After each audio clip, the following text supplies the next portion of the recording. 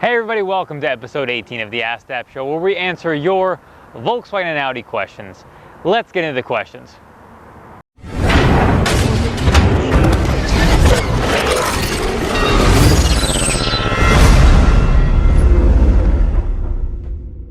John M. via email says, I was wondering what your thoughts are on spraying a GDI valve cleaner into the intake on a 2.0 TSI engine. Specifically, I have a 2012 VW Tiguan with an APR tune on it. I'm not having issues at this time, but I want to know what I can do to prevent having to have the intake pulled to clean the backs of the valves off. Also, I'm assuming I'd have to find a way to get the spray into the intake manifold after the turbocharger, which likely means getting the nozzle into some place close to the front of the engine. Any advice would be appreciated. John, so GDI cleaners for carbon buildup is kind of a tough subject, just because from my experience, most times by the time any GDI cleaners have the ability to do anything of substance or you're in need of cleaning, it's too late and they can't do anything because the buildup is really thick and gunky and gummy. I'm of the opinion that it's possible that things like GDI cleaner, NC foam and things like that, if you use them as a preventative, they could possibly do something. I don't have any data to back that up, because what you'd have to do for somebody to prove it that's true is do it as a preventative maintenance, so let's say every 10,000 miles, and then after 70 or 80,000 miles, pull the intake off, take pictures of it, and display it, and just nobody's put in the work to execute that on a car that has known carbon buildup issues. That would really be the only way to definitively give somebody an answer, but it could potentially be a preventative maintenance if you do it over time.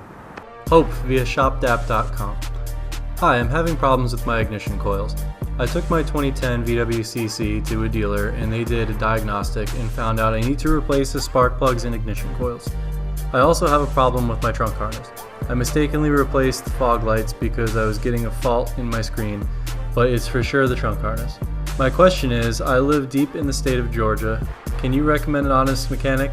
I don't really trust the dealership.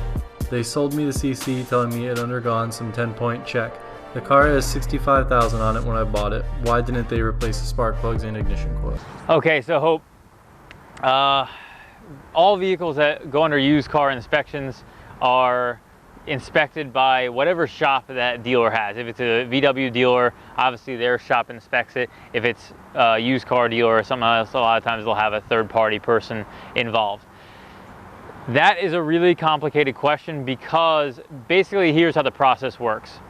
A car gets traded in or purchased at an auction by a dealer, either a dealership or a used car place.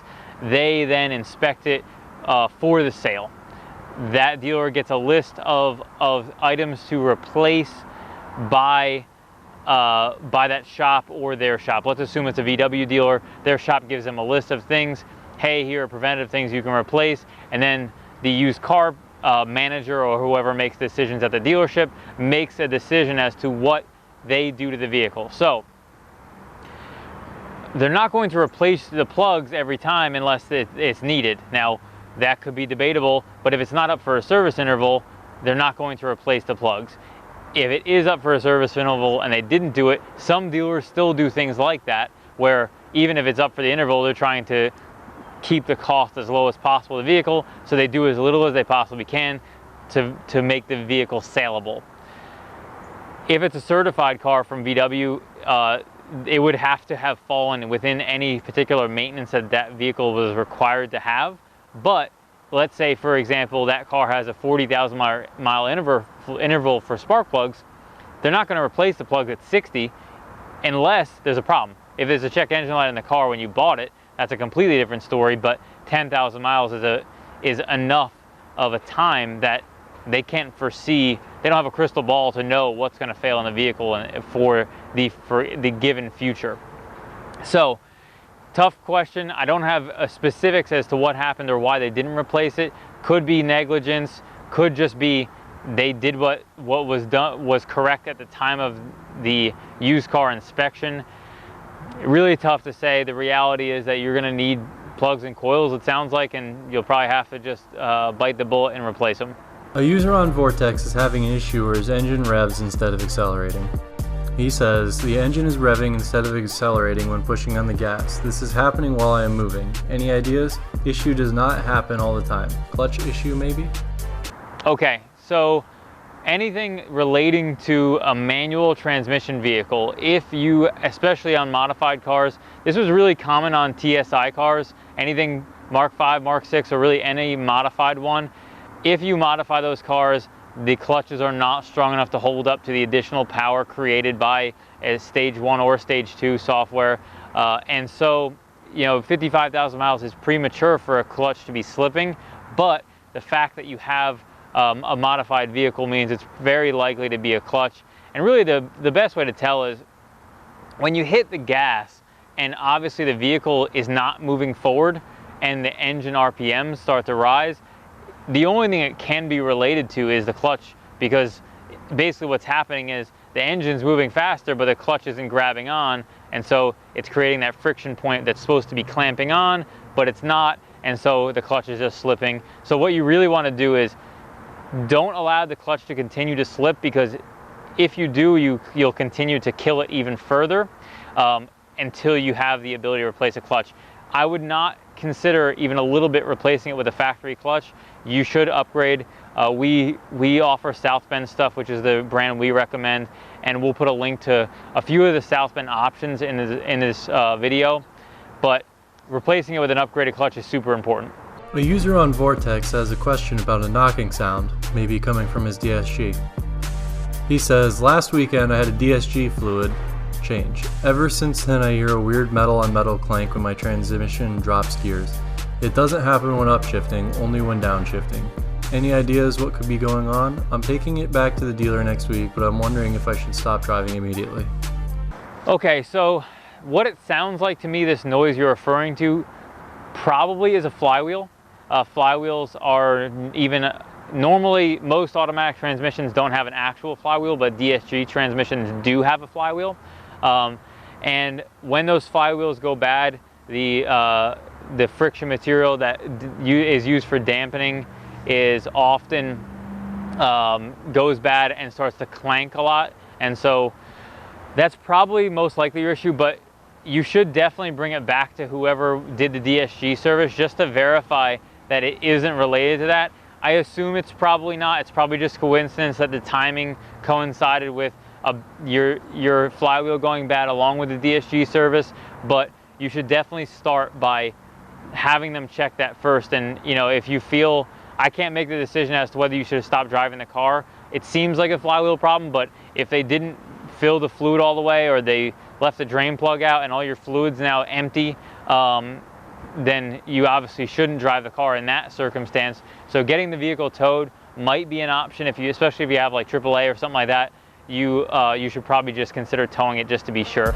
Steve via email says, so I have a 2009 VW CC 2.0T with just under 70,000 miles on it, with original spark plugs and ignition coil packs. I'm getting the misfire trouble codes such as P0301 and etc. I ordered the red tipped Audi R8 coil packs with the NGK Iridium spark plugs from you guys. They will be here on Saturday, and I'm hoping that will fix the misfiring issue. But if it doesn't, I would like to find out whether I should order fuel injectors or an intake manifold next, because I have seen that both of these parts individually can cause misfires. Or should I just bring it to the dealership? I would like to know what the most common part to fail. I just don't want the catalytic converter to be damaged. Steve, first of all, thank you so much for the support. We appreciate the purchase very much. Obviously, your support allows us to continue to make stuff like this. In regards to if your coils and plugs don't fix the issue, they probably will, but here are your next steps from there on a TSI engine. Basically, misfires after coils and plugs will generally only come from two things. One of them is going to be carbon buildup, and that's going to be mostly related to cold start misfires.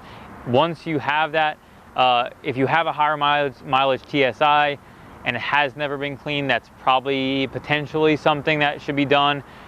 Even if you don't have misfires, it's something that a lot of people do as preventive maintenance, because your fuel mileage will degrade over time, and it's something that will inevitably need to be done at some point.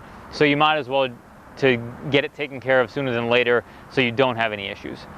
If it's not related to carbon buildup, it's probably fuel injector related. There have been some issues related to TSI fuel injectors causing misfires. So if you're having a misfire on one cylinder, it's probably related to injector, because generally when you have carbon buildup, it would be on more than one cylinder. And if you have only one cylinder misfiring, it's probably related to injector failure. A user on Vortex has questions about E85. He says, I've asked this once before, could you guys talk about why E85 use is so uncommon in the German car world, whereas it is extremely popular in almost every other tuning scene? So E85 tunes, they are actually available out there in some German models, just not VW Audi commonly. So the reason why, this is not something that I'm super familiar with, so I actually had to reach out to an industry expert who refers to remain nameless because he's a little shy, but what he told me was the biggest reason why E85 tunes are not prevalent in the VW and Audi community is because of fueling. So E85 tunes require roughly around 30% more fueling to compensate, and that's obviously part of the reason why they make more power.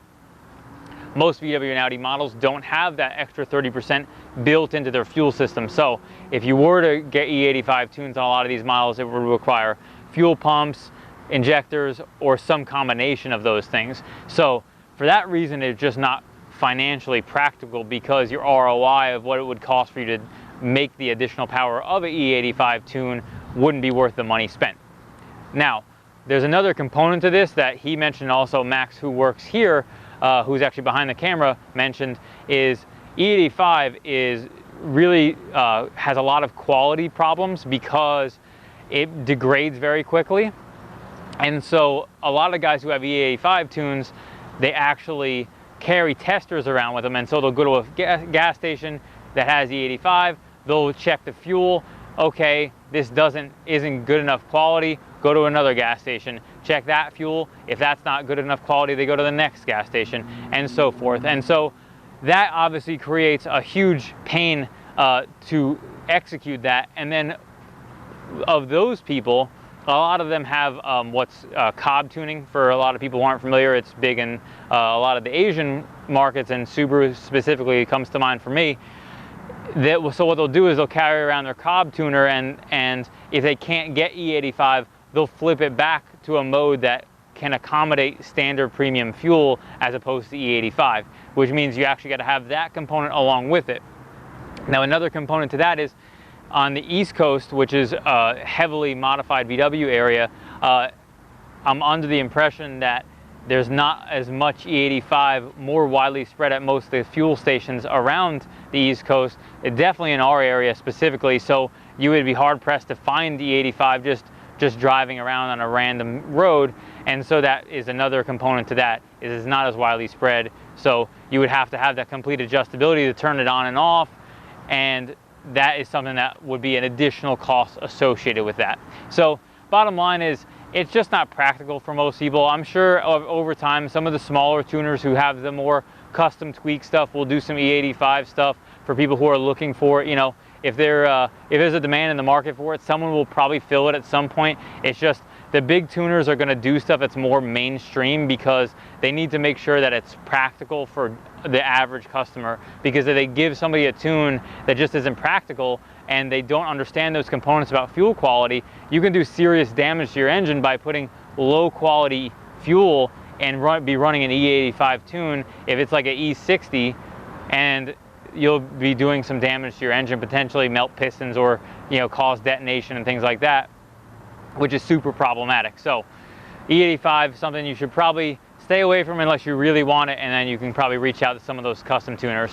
Thank you for watching episode 18 of the AskDAP show. If you want your questions answered, shoot us an email, info@shopdap.com.